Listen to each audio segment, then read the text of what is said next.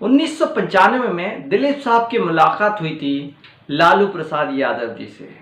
और उन दिनों में लालू प्रसाद यादव जी जो हैं बहुत ज़्यादा एक्टिव हुआ करते थे। वो बिहार के मुख्यमंत्री तो थे ही, जनता पार्टी को लीड कर रहे थे, लेकिन साथ में कांग्रेस पार्टी के बड़े विरोधी थे उन दिनों में।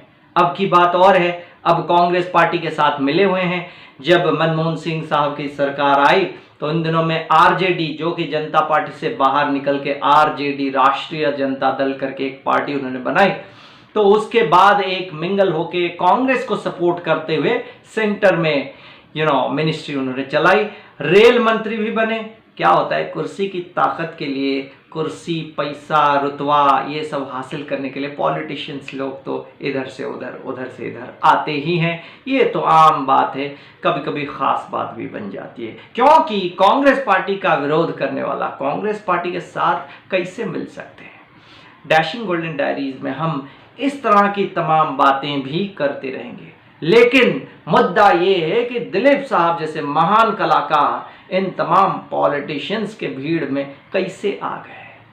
दिलीप साहब की हमेशा उनकी एक खासी एक दिलचस्पी रही है कि वो खास कुछ समाज सेवा का कार्य अगर होता है तो वहाँ पे वो लीड रोल लेते हैं और सामने आकर के लोगों की मदद करते हैं। हमेशा से उन्होंने कोशिश की है कि हिंदू, मुसलमान, क्रिश्चियन, ये तमाम भेदभाव, या सिख हो, ईसाई हो, ये भेदभाव इस मुल्क में ना रहे, और चाहे वो मुसलमान हो, हिंदू हो, या कोई भी धर्म का, कोई भी मजहब का हो, उसको बराबर का हक मिले, जो मुल्क का हक है, जो संविधान का हक है। एक कलाकार होने के नाते, एक बहशियत, एक अदाकार, उन्होंने अपनी पूरी कोशिश की है कि हिंदुस्तान पाकिस्तान के दरमियान भी जो फासले हैं उसको मिटाए जाए और कम किए जाए।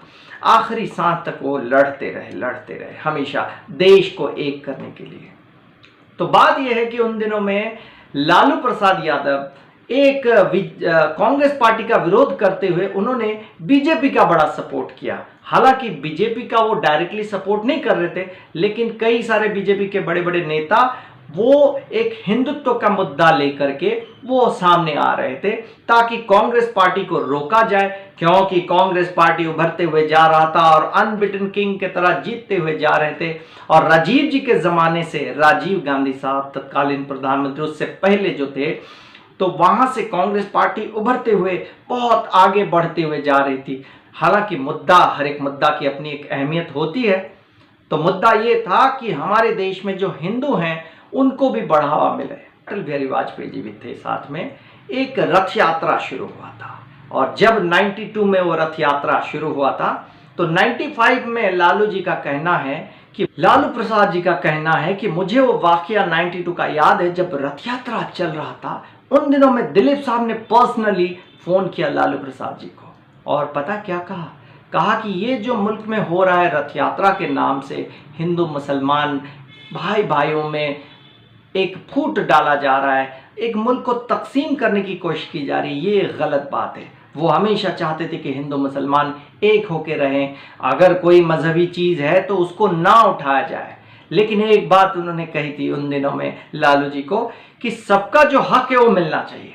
अगर कोई चीज़ हो रही है, उसका पर्पोज है, तो लॉजिकल जस्टिफिकेशन है, तो काम होना चाहिए, वरना आप जैसे सियासतदान को रहने का कोई हक नहीं इस मुल्क में।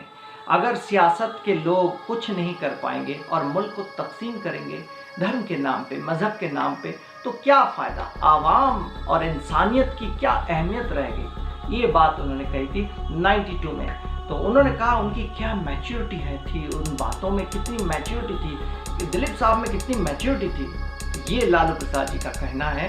और दिलीप साहब मुसलमान हैं, लालू प्रसाद जी हिंदू हैं, लेकिन लालू प्रसाद जी ने कहा कि दिलीप साहब की बात सुन के मुझे कहीं पर भी नहीं लगा कि वो हिंदू विरोधी हैं या किसी मजहब के विरोधी हैं।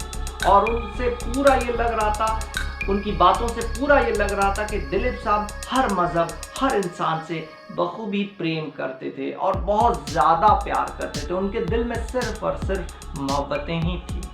और उन्होंने साथ में ये कहा था कि हमारी फिल्म इंडस्ट्री का ये कर्तव्य है कि हम सामने आके इन तमाम फासलों को मिटा पाएँ, सामने आके इन तमाम फासलों को मिटाएं और फिल्म और अदाकारी के माध्यम से हम इन चीज़ों को सॉल्व करने की कोशिश करें। इसीलिए हम कहते हैं कि डैशिंग गोल्डन डायरीज के साथ जुड़े रहिए, क्योंकि कला के क्षेत्र में कार्य करके हम देश हित के लिए, मुल्क के खातिर और मुल्क के पॉलिटिक्स के खातिर, पॉजिटिव पॉलिटिक्स के खातिर बहुत कुछ कर सकते हैं।